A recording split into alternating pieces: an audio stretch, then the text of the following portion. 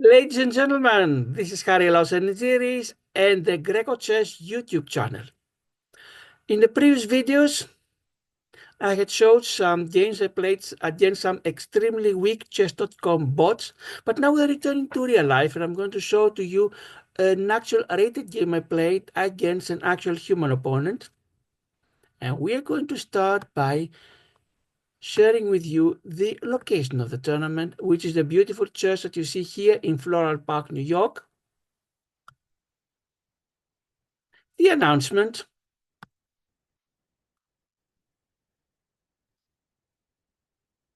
The host is the Queen's Chess Club, QCC, and the name of the tournament is QCC Summer G45 Swiss. It takes place on 2 days, June 20th, that was yesterday, and June 27th, that is next Friday. 2 rounds each night, and the time control is G45 D5, meaning when players start, they have 45 minutes on their clocks, and when it's the time to play, for the first 5 seconds, clock does not move, and then it goes downwards. And of course, when your opponent plays, then your clock does not move. Round number 1. Who was my opponent? It was Matthew Ryan Fischler with a rating of 1979, which places him in the 96.4 percentile. And let's compare this with mine. Mine is 1554, and I am in the 85.6 percentile,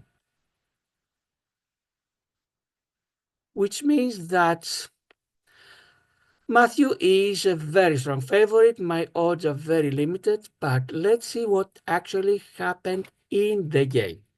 I had the white pieces and Matthew had the black. I start with the e pawn, goes to e4.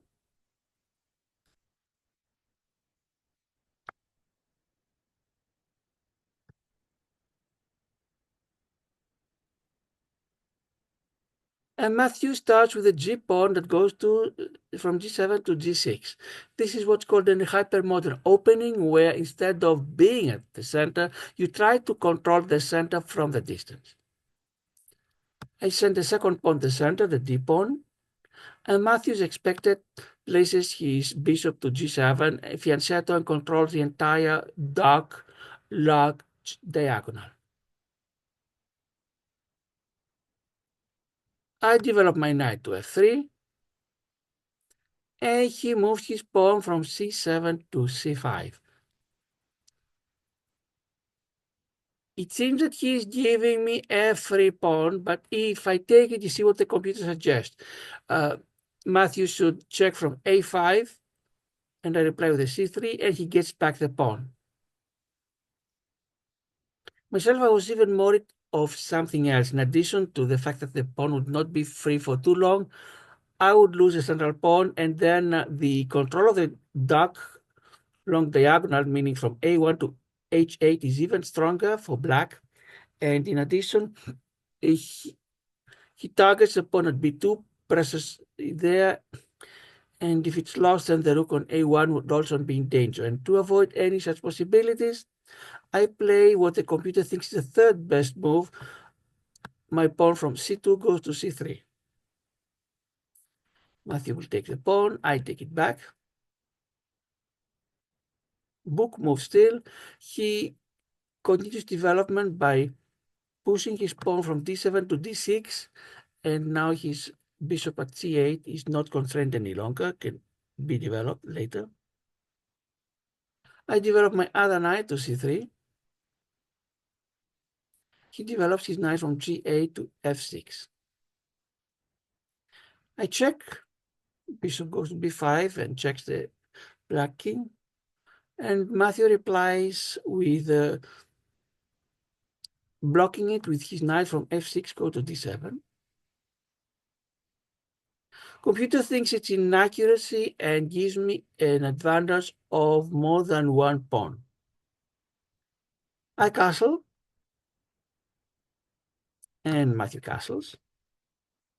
And now my rook goes from f1 to e1. More control of the center. Matthew attacks my bishop on b5 by moving his pawn from a7 to a6.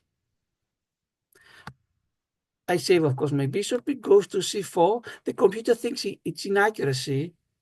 Would rather have it go back to e2. But I wanted to keep control of the diagonal from a2 that goes all the way to the king on g8, and of course blocking it from moving the f pawn.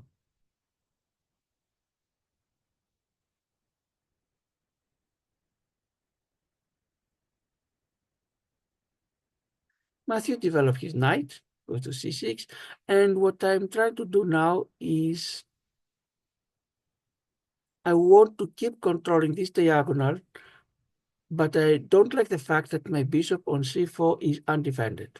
Currently it's not attacked, but if it would be attacked later, and especially if something else was attacked and I had a double attack, then I would have a difficulty to face. That's why, to avoid it, my bishop goes back to b3, but the computer thinks just okay, just good. Matthew will attack my bishop by moving his knight to a5, and should he take it, not only I lose the two bishop advantage, but also I have my pawns at the b file being doubled. That's why I send my bishop to c2, which, yes, is once again the best move. Not the good, but the best. And Matthew continues development by moving his pawn from a7 to a6.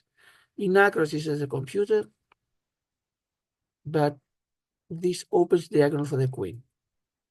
My bishop goes now to f4 and threatens the pawn at d6, which is undefended.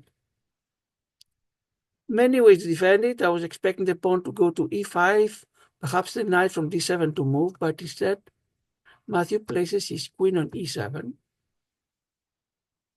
which the computer doesn't like too much and gives me an advantage of almost 1.5 pawn. I attack his queen by sending my bishop to g5.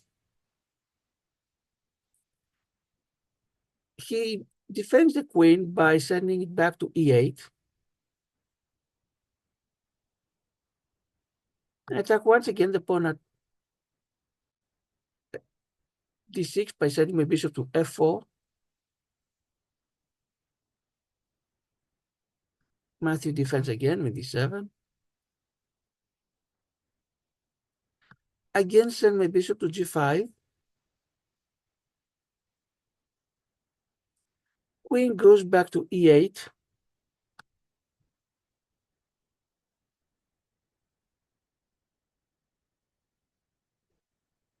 And at this point, Matthew offers me a draw. And whether he offered it or not, I was planning to send my bishop back to f4. And let me explain to you my thought at this point. I wanted to threaten with a draw because Matthew, especially being the higher rated player, would need to think twice, should he go for the draw or should he do something else. And this is a crucial decision, so if he decided not to accept the draw, it would take quite a lot of time from his remaining time on the clock.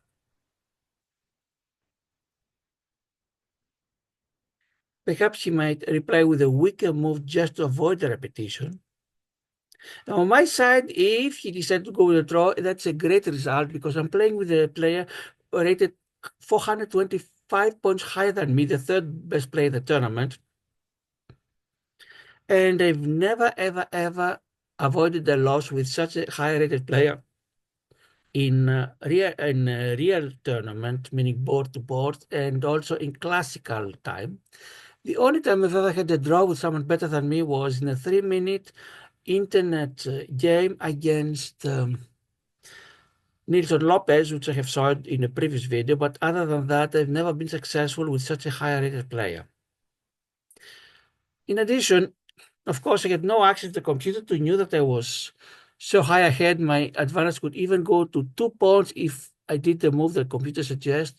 But even if I knew it, it would be tough to actually convert it. Very easy for me to make a mistake later on and end up losing the game. And that is why I accepted the draw. But let's see what the computer would like me to do. My computer would like me to And we're going to see here on this little chessboard to the right how the position looks after every move it suggests. My knight goes to d5, and I would lose it. But then I would get back the pawn and threaten the queen. The queen has nowhere to go. Look at that. If it goes to d8, the bishop at g5 will take it. If it stays at e5, even if it takes my rook at e1, my queen at d1 would take it back. So the best move would be to place his knight at e5.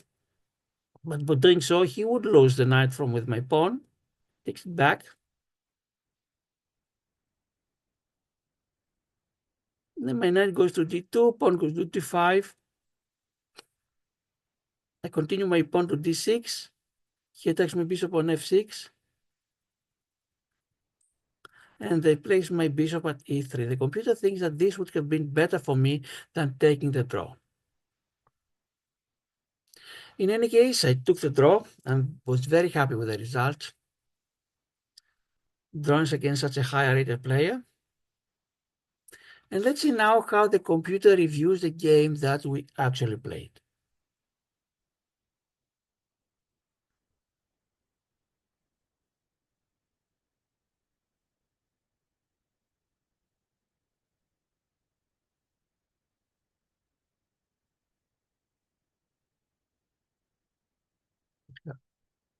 Here we are. You see that little by little I started gaining a small advantage. Not completely winning, but quite positive. I had a 92.7 accuracy versus 88.9 for Matthew. And this is very flattering for both of us, but especially for me.